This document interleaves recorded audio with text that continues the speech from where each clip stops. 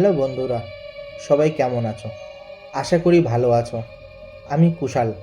আপনারা শুনছেন ভুতুড়ে গল্প, এপিসোড নম্বর 7। এখানে বিভিন্ন মানুষের সাথে ঘটে যাওয়া ঘটনা শোনানো হয়।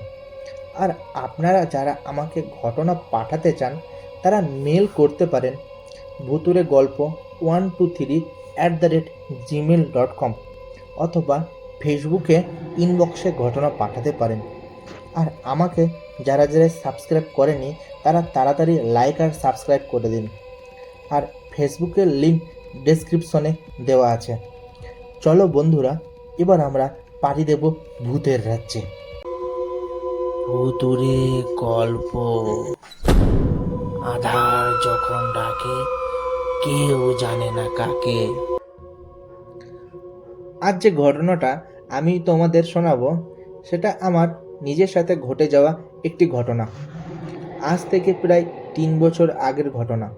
সালটা ছিল 2021। আমি বাইরে থাকতাম, মানে ওয়েস্ট বেঙ্গলের বাইরে, কাজের সূত্রে যাওয়া। তখন দ্বিতীয় লকডাউন হয়ে গেছে। তোমরা তো সবাই জানো যে লকডাউনে দেশের পরিস্থিতি কেমন ছিল। কোনো মানুষের হাতে টাকা পয়সা ছিল না বললেই চলে। সেই সূত্র আমিও বাইরে গেলাম কাজ করতে। সেখানে গিয়ে আমিও একটা কাজ পেয়ে গেলাম। বিল্ডিংটা ছিল 30 তলা, আর আমি যে অফিসটায় কাজ পেয়েছিলাম সেটা 9 তলায়। আমার কাজ ছিল অফিসটাকে দেখাশোনা করা, মানে সিকিউরিটি গার্ডের কাজ। সিকিউরিটি গার্ডের কাজ কেমন হয় তোমরা অবশ্যই জানো। আমার ডিউটি ছিল রাত্রেবেলা। সবাই অফিস করে চলে যায় আর আমি তখন অফিসে যাই। সবাই চলে যাওয়ার পর আমিও আমার কাজ সেরে রাতের খাওয়া দাওয়া করে আমিও আমার জায়গায় বসে থাকি। প্রায় 3 ঘন্টা কেটে যাওয়ার পর গাটা কেমন যেন ঝমঝম করছে। তখন আমি বুঝতে পারি কেউ যেন হেঁটে চলে যাচ্ছে।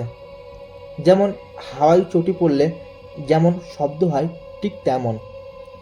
আমি তখন উঠে দাঁড়াই এবং চারিপাশে দেখতে থাকি, কিন্তু কিছুই দেখতে পাই না।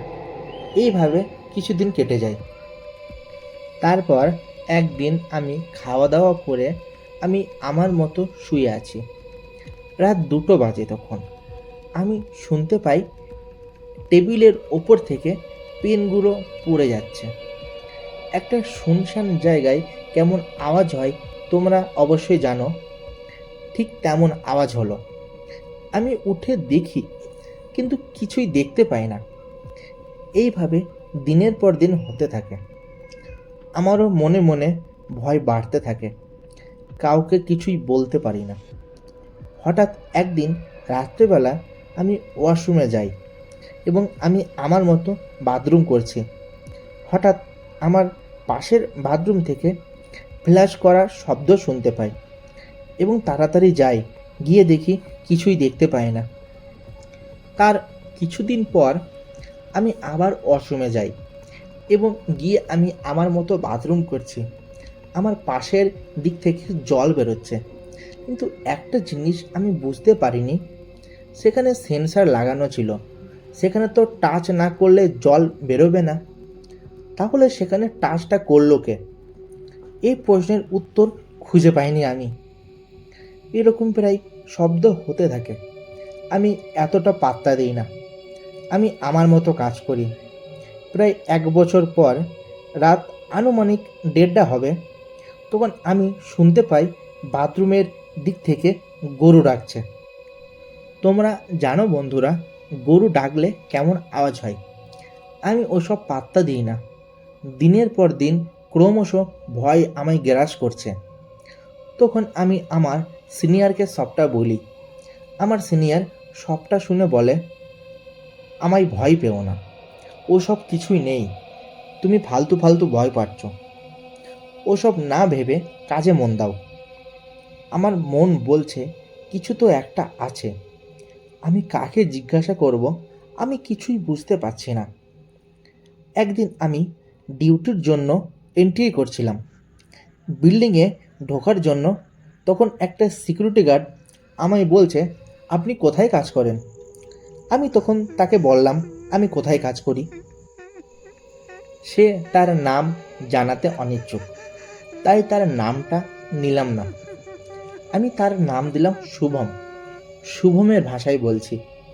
শুভম বলছে, আজ থেকে প্রায় 7 বছর আগে যখন বিল্ডিংটা তৈরি হচ্ছিল, তখন একজন রাজমিস্ত্রি তার কিছু পার্সোনাল প্রবলেমের জন্য সে তোমাদের ওই অফিসে 9 তলায় গলায় দড়ি দিয়ে মারা যায় এবং সব নিয়মকানুন নিয়ে তাকে সৎকার করা হয়।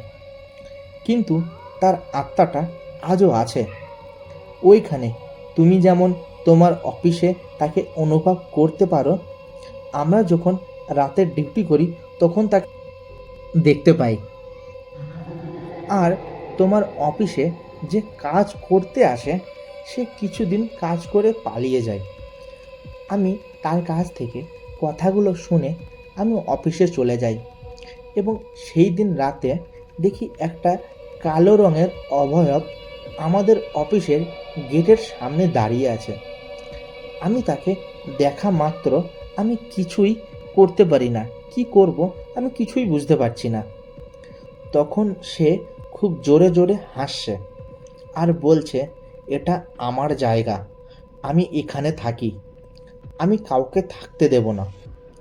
তার কথাগুলো শোনা মাত্র আমার শিরদাঁড়া দিয়ে একটা ঠান্ডা স্রোত বয়ে চলে যায়।